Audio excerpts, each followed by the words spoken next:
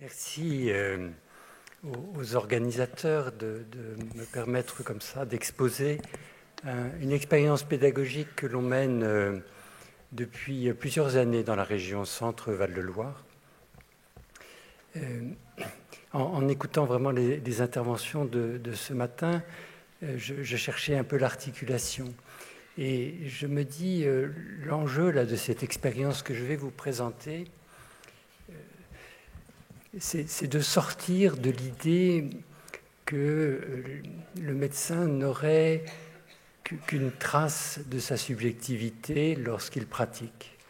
L'enjeu, ce serait justement de faire émerger que ce que nous sommes, ce que nous avons entendu ce matin dans notre sensorialité, dans nos émotions, dans nos histoires, dans cette complexité de la mise en langage de ce qui nous habite, a existé dans le cadre de notre profession. Même si le cadre de la formation médicale voudrait le présenter uniquement comme une trace. L'enjeu, ce serait de faire sortir cette dimension très subjective de la profession de soignant dans une pleine lumière, tout en l'articulant bien évidemment avec une rationalité, avec une capacité à penser ce que l'on fait. Alors, l'expérience que je vais vous présenter, je vais le faire en 3 temps. Dans un premier temps, je vais vous exposer un peu le cadre pédagogique de la formation médicale et pourquoi nous pouvons argumenter la pertinence de faire écrire les étudiants en médecine.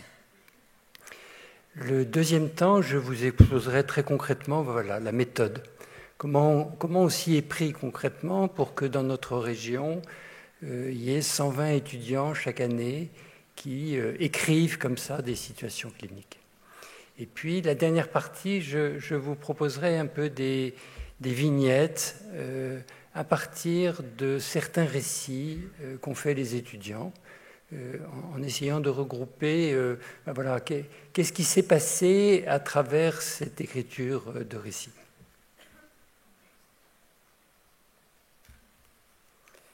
Alors, la formation aux soins palliatifs, il me semble qu'elle est un peu, elle fait une espèce de pas de côté par rapport à la formation médicale classique. Elle n'est pas en dehors, et il ne faut surtout pas qu'elle soit en dehors. Par contre, elle a une originalité à assumer en elle-même. La formation médicale, elle est extrêmement pertinente, elle est extrêmement efficace. Ce que l'étudiant en médecine apprend, c'est beaucoup de savoir, et il apprend à se conformer à des protocoles, à des recommandations qu'il s'agit d'appliquer. Cette modalité de formation permet l'efficacité de la médecine, donc elle n'est pas du tout à nier. Cette conformité à des recommandations a toute sa pertinence. Mais elle est associée à une certaine dette. Notamment dans la formation médicale, il y a une suspicion sur tout ce qui est de l'ordre de la subjectivité. La subjectivité, c'est suspect, et les étudiants en médecine sont pris par cette espèce de règle de doxa qu'ils évoquent régulièrement dans leurs récits, l'empathie sans sympathie. Il faudrait qu'ils soient empathiques, mais il ne faudrait pas éprouver de la sympathie pour les patients, avec du coup une espèce de procédure de contrôle cérébral où ils sont en permanence à se surveiller. Est-ce que je suis empathique? Est-ce que je suis sympathique? Alors j'ai mis cette image de Tartuffe, cacher ce sein que je ne saurais voir. La formation médicale, elle est un peu dans cette idée-là, quoi.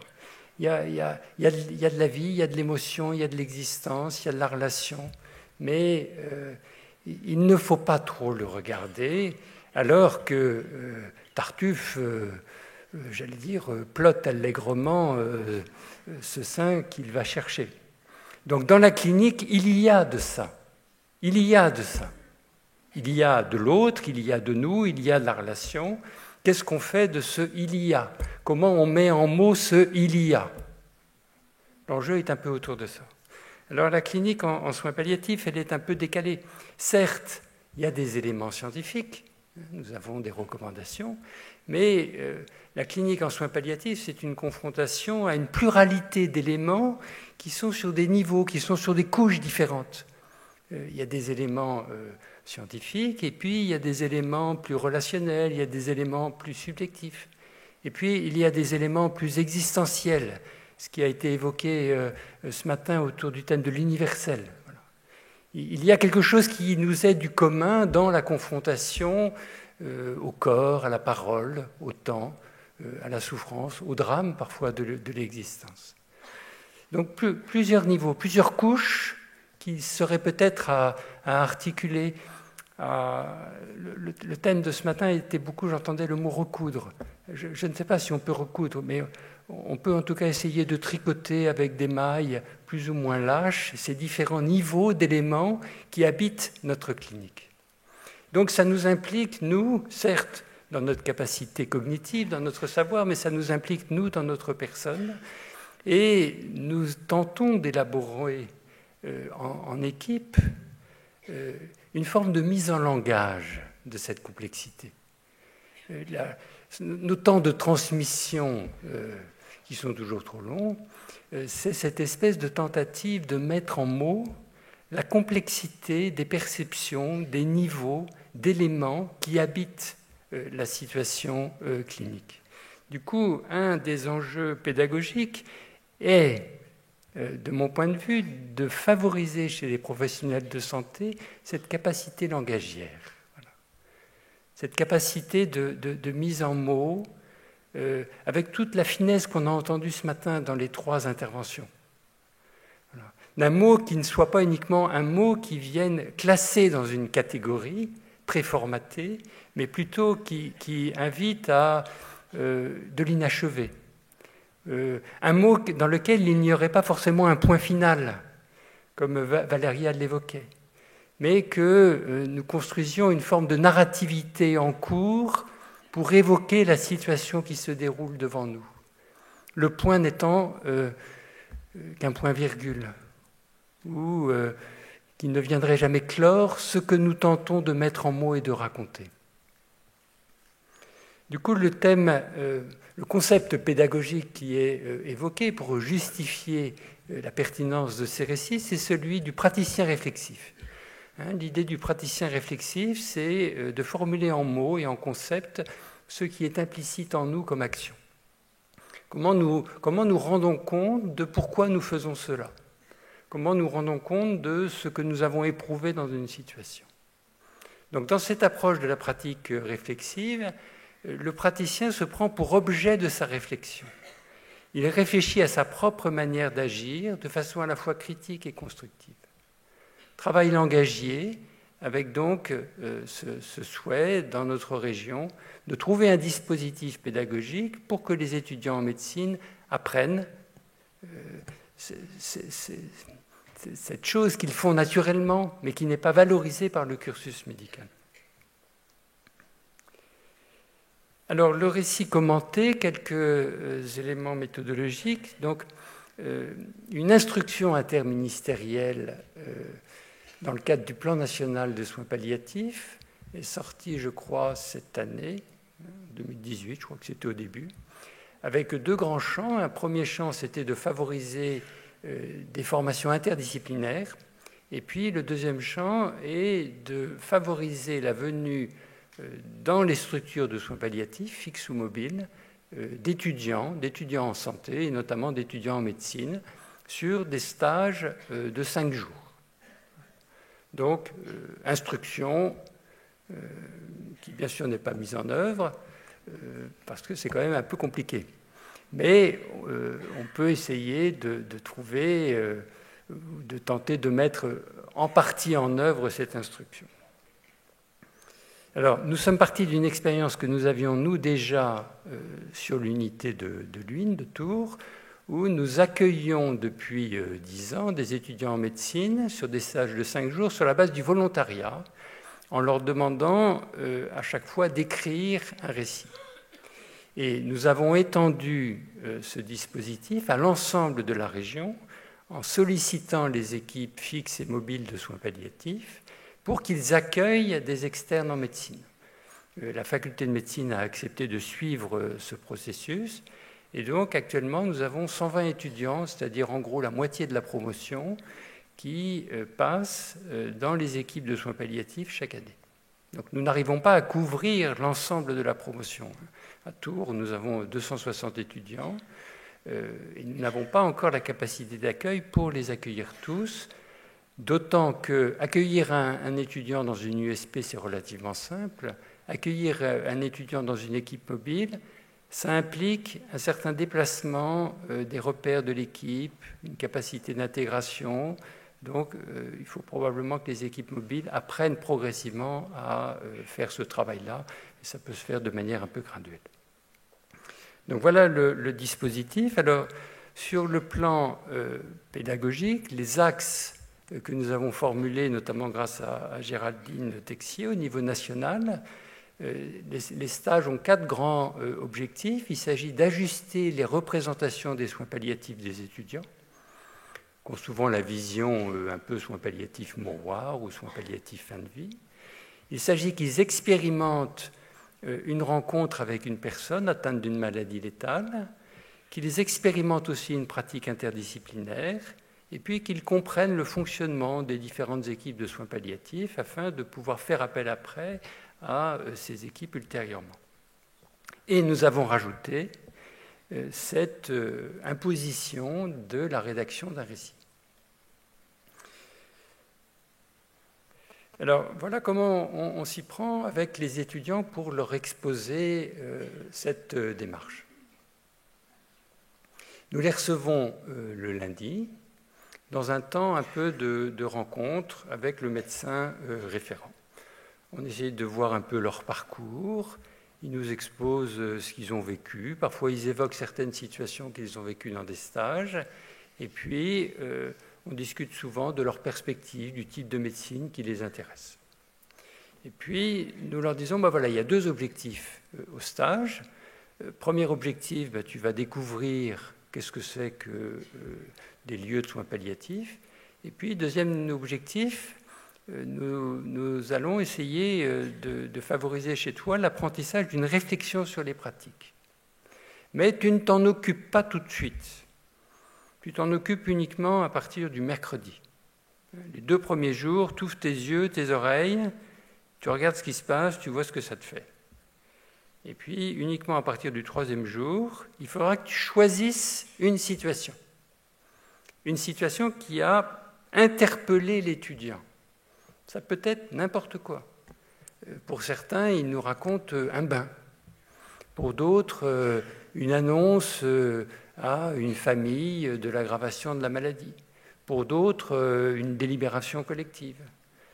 Pour d'autres, un soin en présence de la socio-esthéticienne.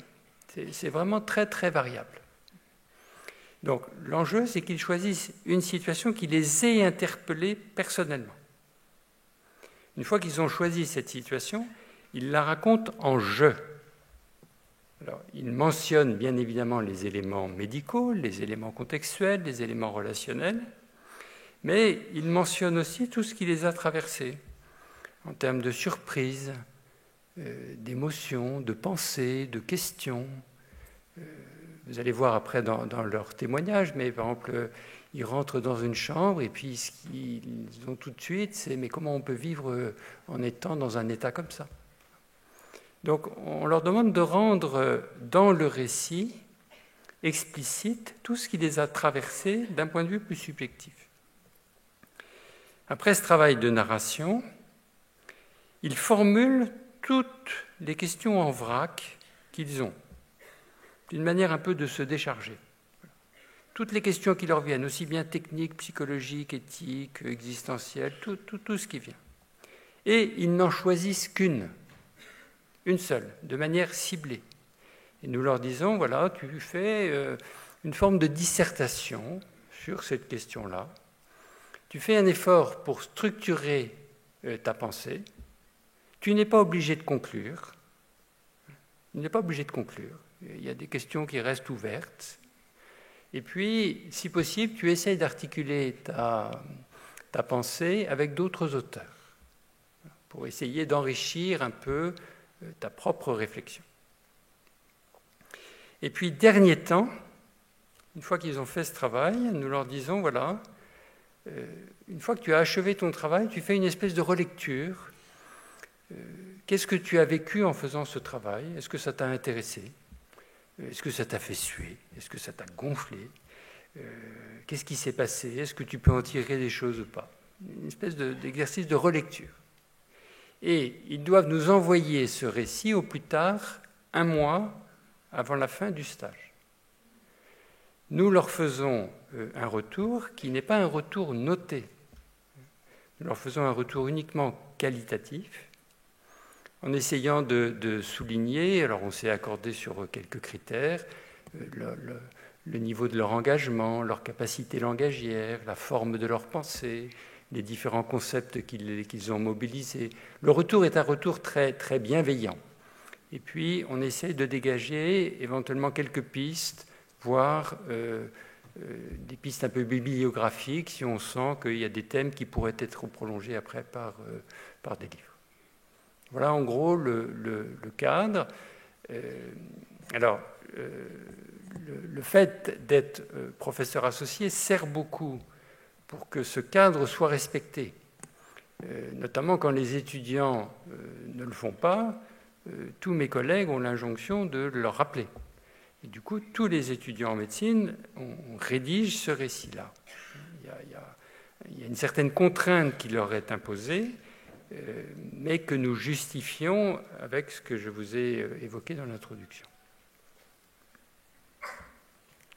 Alors, quelques flashs un peu sur ces récits. Donc, j'ai pris quelques récits de l'année 2018. Ce n'est pas une analyse qualitative. C'est une première ébauche de relecture de certains récits. Ça ne prétend pas, ce n'est pas une étude qualitative complète. Alors, déjà, premièrement, quelle situation clinique prennent-ils? Ils prennent souvent des situations avec des maladies ou des handicaps peu connus ou qu'ils n'ont pas vus dans d'autres services. Des SLA, des chorées de Huntington, des patients en état aussi relationnel ou en état végétatif, ou des cancers avec une extériorité impressionnante. Et puis revient aussi de manière assez fréquente la question de l'agonie. Voilà, c'est cette confrontation à l'agonie. Ils prennent aussi souvent des situations qui les interpellent dans leurs propres repères, autour notamment des refus de traitement, des souhaits de mort ou des demandes de sédation.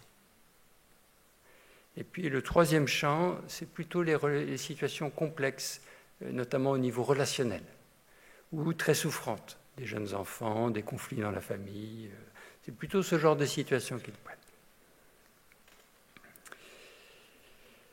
Premier thème qui revient de manière assez rémanente, c'est l'éprouvé d'un décalage entre le référentiel biomédical et la clinique dont ils sont témoins. Donc je vous ai mis quelques citations. Ce n'est pas ce que l'on nous apprend. Le but, c'est d'être le plus objectif possible, de ne pas se faire avoir avec notre subjectivité, nos émotions. Donc là, vous retrouvez le champ empathie sans sympathie. Ils sont témoins d'un relationnel différent de celui que j'avais pu observer dans mes stages antérieurs. Et puis la dernière citation, elle est, je trouve, très paradigmatique. C'est un étudiant en médecine, plutôt brillant, qui était très excité à l'idée d'aller rencontrer un patient ayant une chorée de Huntington. Les étudiants en médecine, là c'est des étudiants en 4e année, apprennent énormément de choses et ils ont envie de voir, ce qui est tout à fait pertinent, quoi. Ils apprennent dans les bouquins, mais ils ont envie de voir. Or, on avait un patient qui avait une chorée de Huntington. Et donc ça l'intéressait intellectuellement que d'aller voir ce patient-là.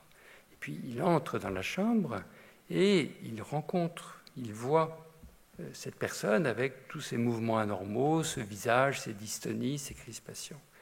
Et il fait cette phrase « C'est fou comment 2 mètres peuvent séparer 2 mondes ». Dans le couloir, il était dans cette espèce de curiosité intellectuelle, et puis en entrant dans la chambre, il est saisi, bousculé, déplacé, chaotique, par cette scène, cette personne dont il est témoin. Donc, premier temps, l'éprouvé d'un décalage.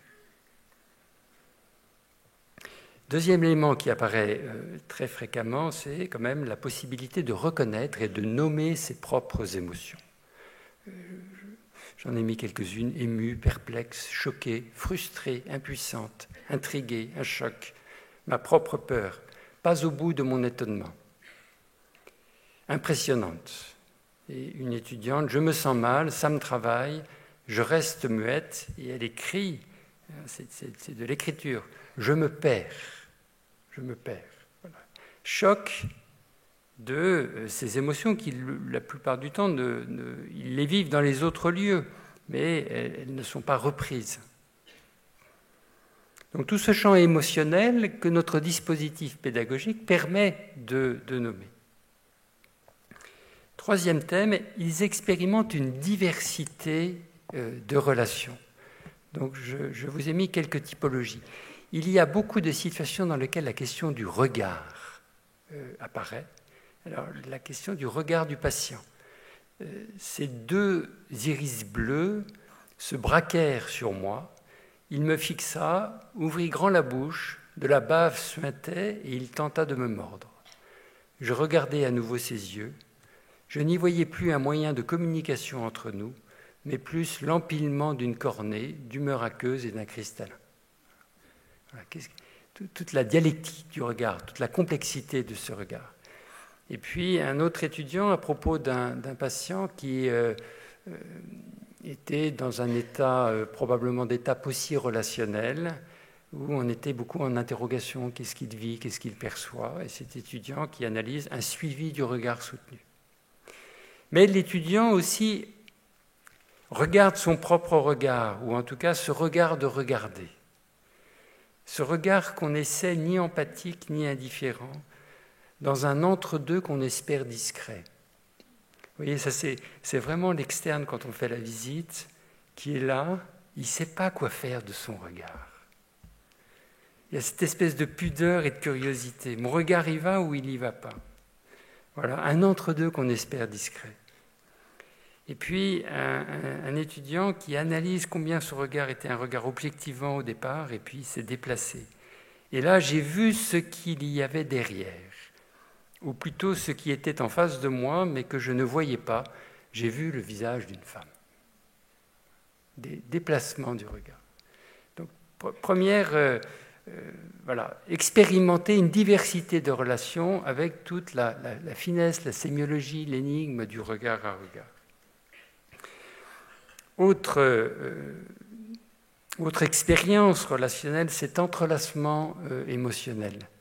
Une souffrance qui était ma souffrance, une difformité qui était ma difformité. Donc là, vous voyez l'histoire empathie sans sympathie, ça ne marche pas sur un truc comme ça. Ça ne marche pas. Il ne sait plus où est le jeu, il ne sait plus où il est le tu, mais il est capable de le mettre en mots. Une incompréhension. Voilà, une relation où on ne comprend rien. Un puits sans fond de questions. Face à un patient qui souhaitait mourir, l'étudiant qui est révolté, qui il ne peut pas entendre, il ne peut pas comprendre. Ce qui est déroutant, c'est qu'il n'est pas trop mal, au sens physique. Alors pourquoi en vouloir en finir de façon aussi radicale ? Le pire pour moi a été de ne pas essayer de convaincre ce patient que la vie mérite d'être vécue. Une espèce d'incompréhension du vécu de l'autre, et puis incompréhension de ne pas pouvoir se vivre soi-même dans ce qu'il identifiait comme étant ses propres repères, soutenir la vie de l'autre. Un voile d'inconnu. Alors, l'inconnu en médecine, on n'aime pas. Les médecins, ils apprennent à cocher, il faut que ce soit vrai ou faux. Il n'y a pas d'alternative. Donc expérimenter le voile d'inconnu dans la rencontre clinique avec l'autre. Mais tout ceci, et je le sais, n'est que ce que j'ai vu, que ce que j'ai cru voir. Ce n'est pas la réalité. La réalité, personne ne la connaît. Vous voyez, je vous évoquais ce décalage, le décalage entre le référentiel scientifique qui va objectiver quelque chose comme étant une entité sûre, et puis l'étudiant qui éprouve, qui met en mots qu'il ne sait pas ce qu'il voit, et même qu'il met en mots qu'il croit voir. Comme quoi certaines choses nous échappent. Comment tenir, vous voyez, parce qu'il s'agit d'exercer sa fonction médicale, mais comment tenir ces différents champs entre eux? Alors, autre élément, en dehors de cette expérimentation de rencontres un peu atypiques, eh bien, ils font l'apprentissage d'une démarche clinique qui porte l'interrogation. Est-ce que je vais essayer de le convaincre? C'était un étudiant où on était face à un patient qui exprimait un refus de traitement. Est-ce que je vais essayer de le convaincre? Pourquoi ma vision des choses serait-elle plus vraie que la sienne? Après, dans un contexte d'annonce où le médecin senior avait laissé un temps de silence assez conséquent, comment le soulager de l'intensité de sa tristesse? Aurions-nous risqué de ralentir ou d'altérer le processus d'acceptation de cette annonce en rompant ce silence? Donc une posture clinique, professionnelle, dans laquelle on éprouve et on porte la question. Dans une compétence professionnelle, soutenir la question. Soutenir la question. Deuxième apprentissage, les étudiants apprennent une démarche clinique interprétative. La démarche médicale, elle ne va pas dire qu'elle est interprétative. Elle va dire qu'elle est explicative. Elle va dire qu'elle est fondée sur une rationalité objective. Le médecin ne va pas dire qu'il interprète. Là, les étudiants éprouvent le fait que la clinique est traversée aussi par de l'interprétation. J'ai présenté ma réflexion sous forme d'hypothèse, ne pouvant rien affirmer. Mon point de vue d'étudiante en médecine, donc biaisé, et ne correspondant pas au vécu de M. M. Voilà. Expérience de l'altérité radicale. Je ne peux pas rendre compte de ce que l'autre vit. Et puis, il se lance dans des interprétations parfois assez imagées. Il y a lui et les autres de l'autre côté du rideau. Et si vous n'êtes pas de mon côté du rideau, vous ne pouvez pas me comprendre et comprendre mon choix. Il était trop dans l'idolâtrie de l'homme qu'il avait été. L'étudiant s'autorise à mettre une interprétation. Alors, on est dans une démarche d'apprentissage. Et notamment, l'enjeu est aussi d'apprendre le rapport à l'interprétation. Et que cette interprétation doit être toujours prudente, croisée avec d'autres interprétations, et que l'interprétation n'est pas la vérité du sujet. Mais comment on peut introduire dans la clinique, chez les étudiants en médecine, la possibilité d'évoquer des interprétations. Apprentissage des délibérations collectives. Je me sens très impressionné. Ces personnes présentes dans cette pièce vont décider de l'avenir d'une autre personne, car elle ne peut exprimer elle-même sa volonté. Il y avait quelque chose pour elle presque de la sacralité à travers la réunion collective sur l'orientation des traitements, voir tout le cheminement.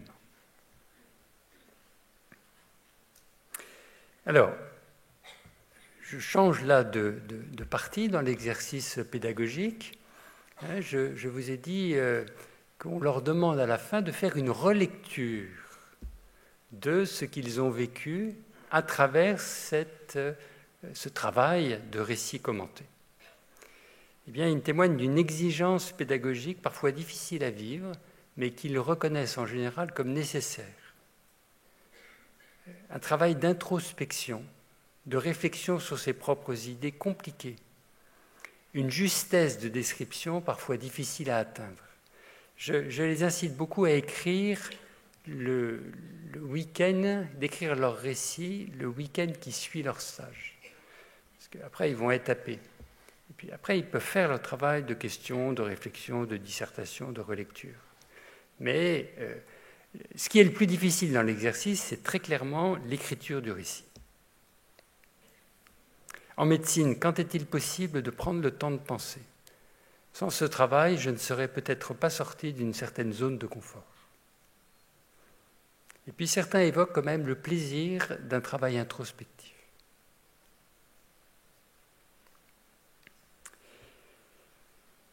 Beaucoup relatent la réflexion qu'ils ont faite du coup sur le rapport à leurs propres émotions. Préférable de rester dans sa subjectivité qu'une potentielle objectivité qui perdrait contact avec le réel d'un contexte. Beaucoup sont, il me semble, un peu déplacés par rapport à cette doxa, empathie sans sympathie, sous la surveillance de la tête. Un apprivoisement de soi-même. Alors il y a des témoignages parfois très touchants. Une sorte de timidité en relisant ce travail. C'était une jeune étudiante qui mettait ça dans sa relecture. Comme si se mettre en mots comme ça la renvoyait à une forme de pudeur, une forme de timidité. Alors, je ne vous ai pas mentionné, nous,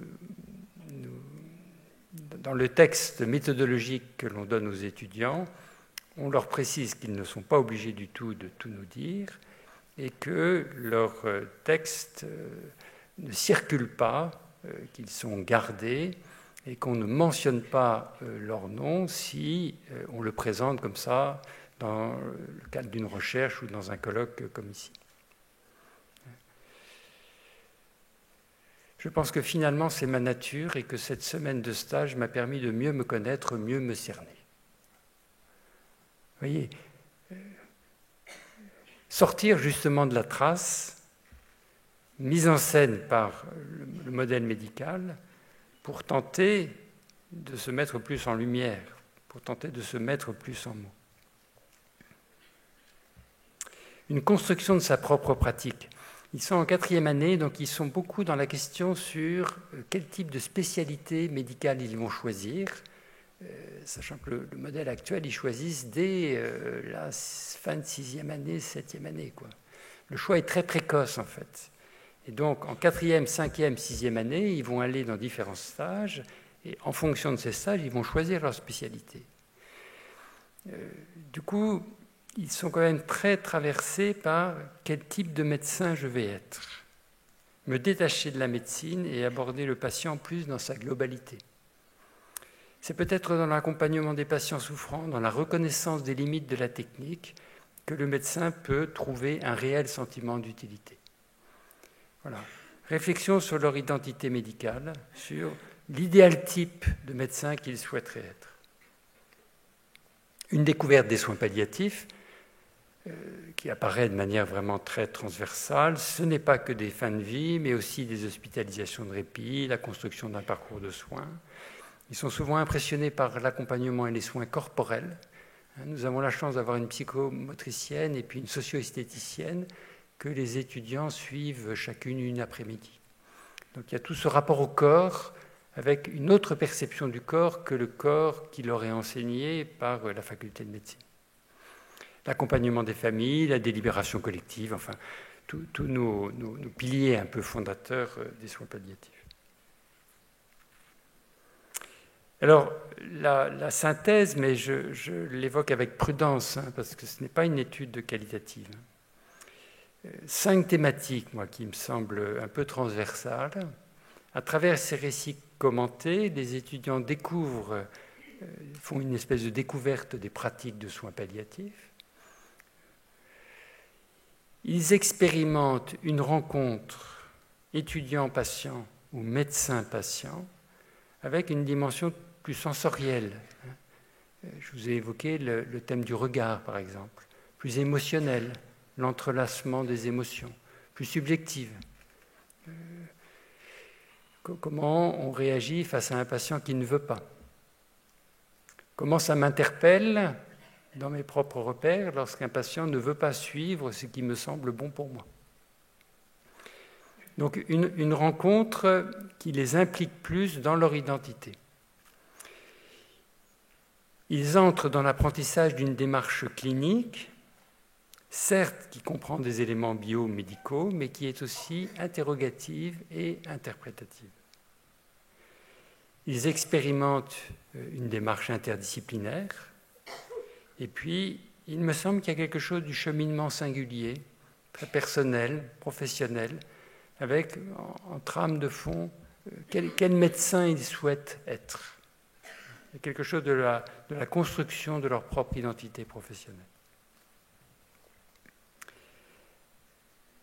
En conclusion, alors, tout ça, ce sont des affirmations non prouvées. Donc ce serait à démontrer. Si Régis Aubry voyait ça, je sais ce qu'il me dirait. Un outil pédagogique qui me semble adapté aux soins palliatifs parce qu'il propose un espèce de pas de côté. Et probablement c'est l'hypothèse que je ferais, que l'enjeu de la formation en soins palliatifs, c'est d'assumer ce pas de côté. Un pas de côté vis-à-vis du cadre médical, un apprentissage de la rencontre et d'une clinique particulière. Le retour des étudiants est globalement très bon, mais on voit bien qu'il faut un accompagnement qui soutient la démarche.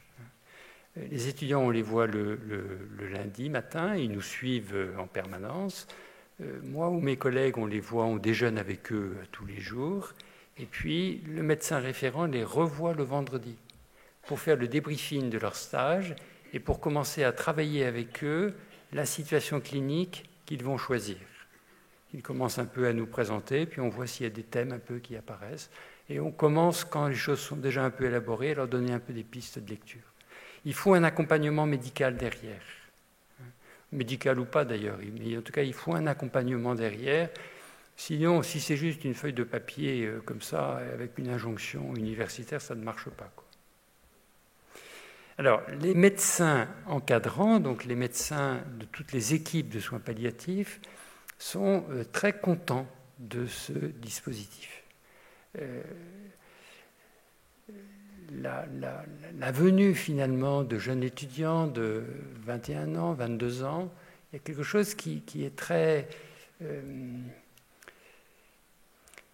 alors le terme n'est pas beau, mais il y a quelque chose qui est très vrai, très frais. Il y a quelque chose de l'ordre d'une forme de stimulation, une espèce de maillage de génération où les vieux cliniciens que nous sommes rééprouvent à nouveau des questions, des interrogations, du désir, de la naïveté.